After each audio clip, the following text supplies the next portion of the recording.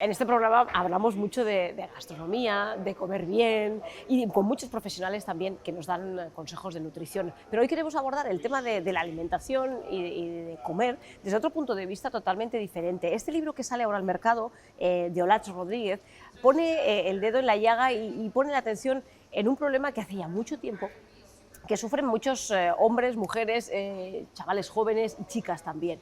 Y es el tema de la alimentación y de cómo eso se puede convertir en un problema para la salud.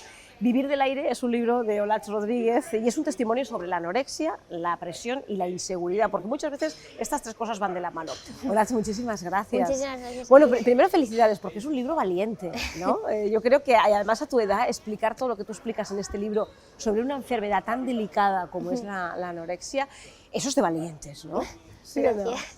Llegará un día en el que sea normal el hablar de estos temas. El hablar de estos temas. Es verdad que hasta hace unos poquitos años era bastante tabú y sobre todo bastante desconocido, ¿no? El que padecía esta enfermedad era bastante en silencio y lo ocultaba bastante, ¿no? Desde luego que sí. Y eso también lleva a que cuando la padeces te sea aún más complejo pedir ayuda, porque ni tú mismo lo entiendes ni entiendes a...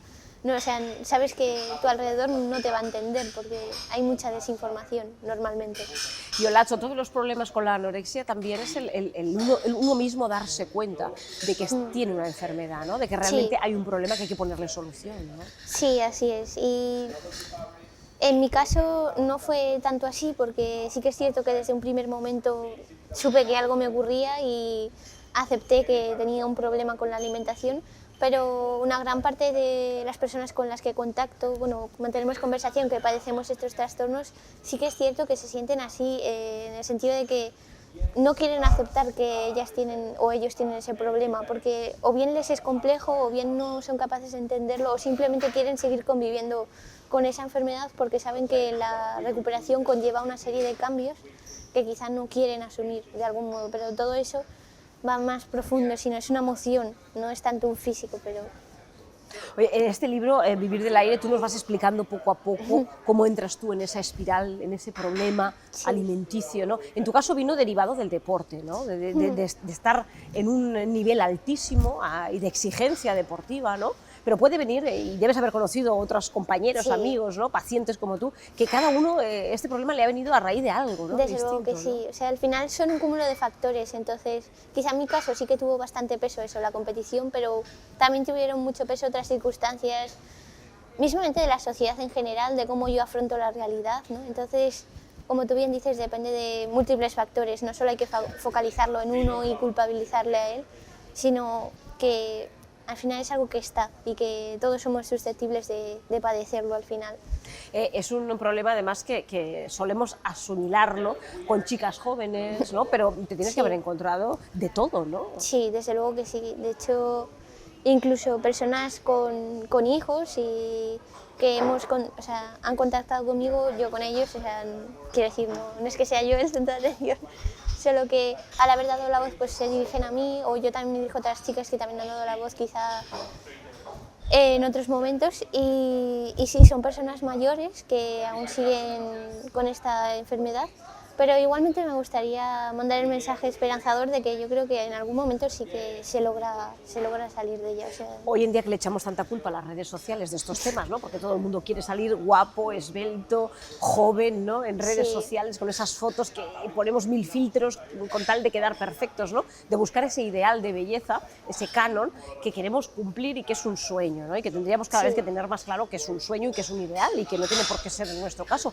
Pero en tu caso sí que es verdad que las redes sociales han servido para todo lo contrario, ¿no? Han sido un punto de unión y sobre todo para alzar la voz, ¿no? Así es, o sea, ha sido una gran oportunidad para tratar de hablar de estos temas y fue algo espontáneo, o sea, realmente yo no lo hice sin el fin de, o sea, sin creer que se iba a tener una repercusión como la que tuvo, ¿no? Porque yo ya lo tenía tan asumido que lo veía como algo normal, entonces lo comenté porque creí que sí que podía ayudar a alguien que lo padeciese, para que, pues por ejemplo, me han escrito personas diciendo que se habían dado cuenta por primera vez de que tenían ese problema, o me cuentan por primera vez que están padeciendo este problema, que no saben cómo decirlo, cómo seguir. Y yo ahí sí que me sentí con mucha responsabilidad, ¿no? Porque, jolín, o sea, por favor, acude a un profesional, pero al mismo tiempo me sentía agradecida de poder aportar el granito de arena.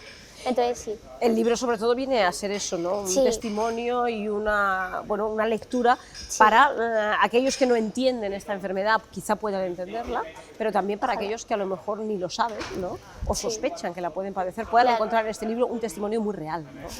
Se intenta, sí, ojalá.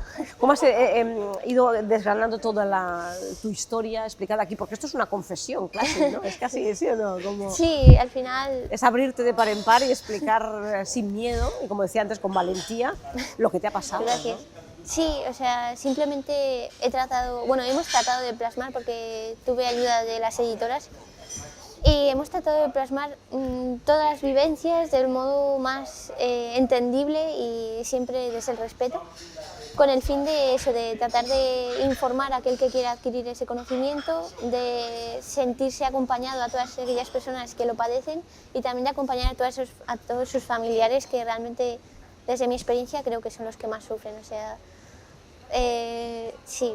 Sí, además dices que en tu caso este libro a lo mejor a algún familiar incluso le puede llegar a molestar, Sí. porque es verdad que cuando uno está enfermo con estos problemas alimenticios incluyen muchos factores, no podemos Sí. solamente en tu caso darle la culpa a la gimnasia, ¿no? y a los Desde luego, o sea, entrenadores exigentes, son muchas cosas. ¿no? Sí, y no creo que sea culpa, simplemente circunstancias que lo favorecen, ¿no?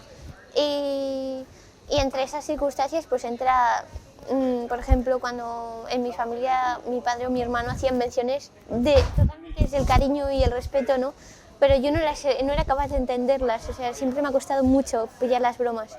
Y yo me las tomaba como algo personal, me sentía mal. Y un error también por mi parte por no hacérselo saber, ¿no? Porque quizás si yo, oye, me molesta, quizá ellos también dijesen, uy, pues no se lo está tomando como nosotros queremos. O sea, yo no pretendía manchar en absoluto, de hecho nos queremos muchísimo, ¿no? Pero solo quería tratar de transmitir ese mensaje de, oye, tenemos que tener quizá a veces cuidado con lo que decimos. Hombre, esto es aplicable a nuestros amigos, Sí. a nuestra pareja, a Sí. nuestra familia, ¿no? Muchas veces hay ciertos comentarios que se hacen en broma, que se hacen sin mala Sí. intención, pero que hieren sensibilidades, ¿no? Sí. En el interior de las personas, Así ¿no? es. Eso es uno de los motivos, a lo mejor en tu caso, ¿no?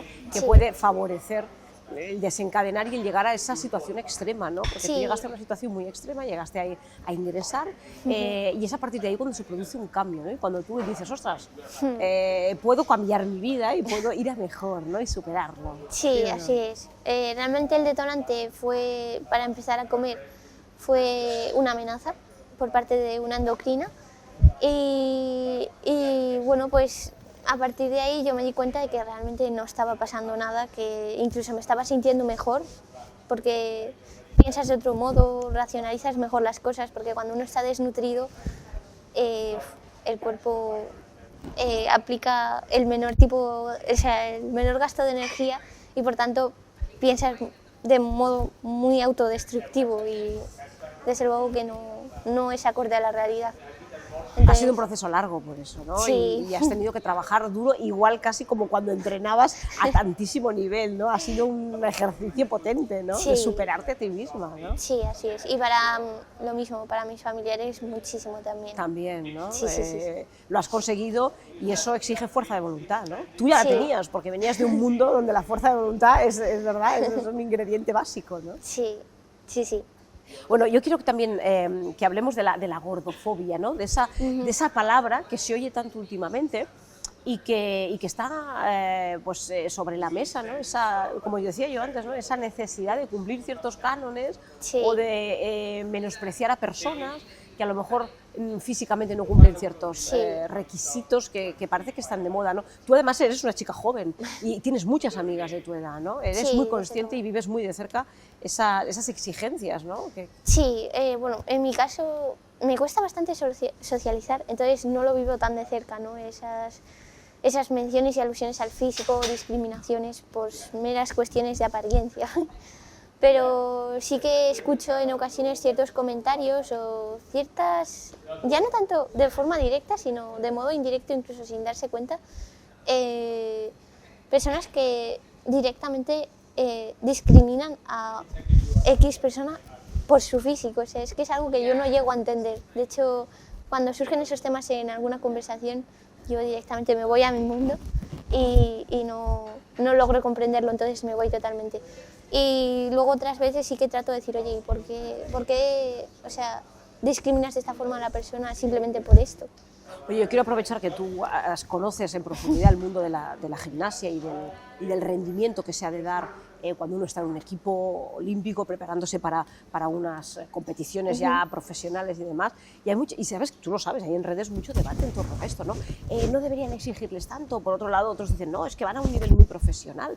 ¿Cómo ha ido evolucionando, en tu caso, la visión que tienes de lo que es prepararse a nivel en un centro de alto rendimiento, a nivel deportivo?